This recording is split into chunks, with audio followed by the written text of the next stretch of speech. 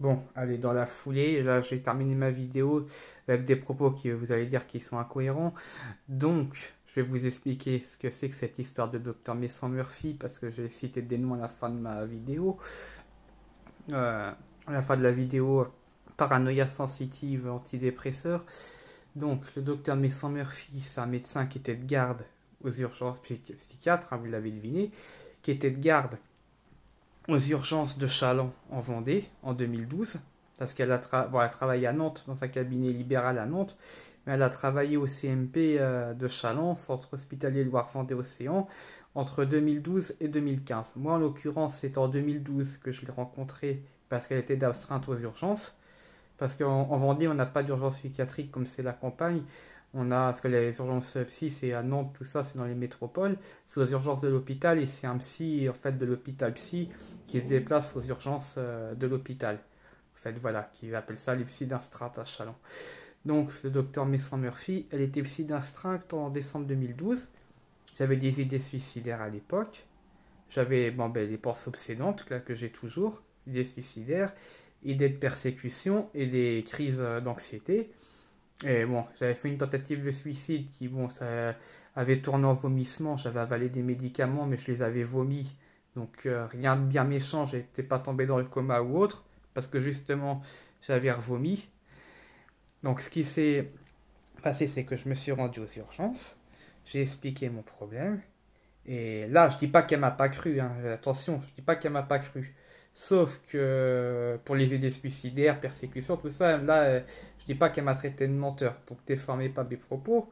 Je dis juste qu'elle a dit, écoute Stan, parce qu'en plus à 18 ans elle me tutoyait, là j'en ai 28, prends du tertian en gouttes, prends la dose plus faible qu'avant.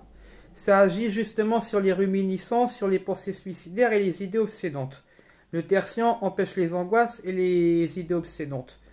Donc non, à ça je réponds que la siamimazine, le tertian, n'agit pas sur les pensées obsédantes. Il agit oui sur l'humeur, mais comme un inhibiteur de l'humeur, contrairement aux antidépresseurs qui sont des désinhibiteurs. Lui, le tertian, il agit comme un inhibiteur de l'humeur. Et elle m'avait dit que ça agissait contre les pensées obsédantes, ce qui est faux. Ça n'agit pas contre les troubles obsessionnels, contre les troubles émotionnels, le tertian. Donc c'est faux, même à 10 gouttes, tout ça, non. Non, non. En aucun cas, le tertian est un antidépresseur et en aucun cas, c'est un anxiolytique ou un somnifère hypnotique.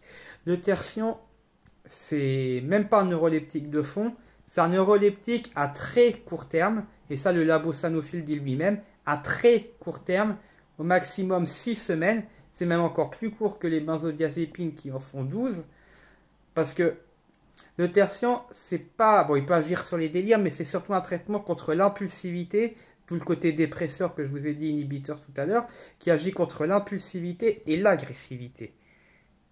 Mais d'ailleurs, il est même plus actif contre l'impulsivité que contre les délires, d'ailleurs.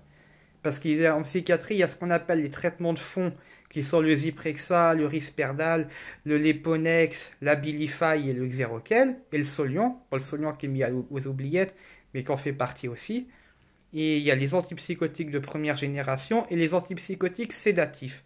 Tertian et Nosinant sont des molécules jumelles qui appartiennent à la catégorie des vieux antipsychotiques, mais de catégorie sédative. Sédative. Donc ce n'est même pas un antidélirant, il est là en cas de violence, et c'est un traitement dû à l'effet inhibiteur, excusez-moi, c'est le stress, parce qu'il y a beaucoup de choses qui reviennent, dû à l'effet inhibiteur qui agit contre l'impulsivité. Mais en aucun cas à quelqu'un qui intériorise, à quelqu'un qui a un trouble de l'orgueil, qui a un trouble affectif, mais là tu finis de le détruire. Avec le tertian et le Nosinant, c'est pas un traitement pour les troubles émotionnels. Là, tu finis de le détruire. C'est justement un problème pour les troubles émotionnels qui sont dans l'exagération. Une personne, par exemple, bipolaire à court terme, qui est maniaque, qui est euphorique, là, on peut, bon, c'est autre chose que l'agressivité, sauf que c'est pour ça que c'est en gouttes, on peut lui donner 15 à 25 gouttes. 15 à 25 gouttes pour limiter un accès maniaque sous couverture d'antidépresseurs et de thymorégulateurs. Sous couverture d'antidépresseurs et de thymorégulateurs. Et là, c'est 15 à 25 gouttes, c'est pas 50 à 100 mg comme dans l'agressivité. D'ailleurs, qu'on peut même, je suis pas d'accord avec ça, mais qu'on peut même monter jusqu'à 600 dans certaines extrémités. Là, c'est des doses maximum 25 gouttes, au coucher de préférence, mais dans les phases maniaques et quand il y a antidépresseur et thymorégulateur.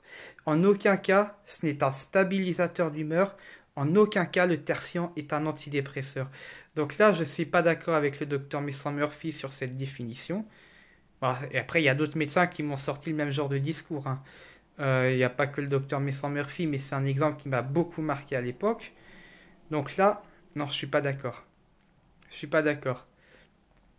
Les neuroleptiques, c'est vraiment dans la violence ou dans les délires sévères. J'insiste bien sur sévère, parce qu'un délire peut se traiter, s'il est modéré, il peut se traiter avec une psychothérapie, ou à la limite de la risperidone ou un neuroleptique très léger.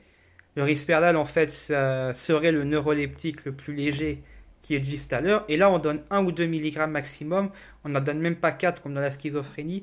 C'est 2 mg au grand maximum dans l'anxiété. Et pareil que pour le tertian, à court terme. Voilà, je tenais à mettre les choses au clair.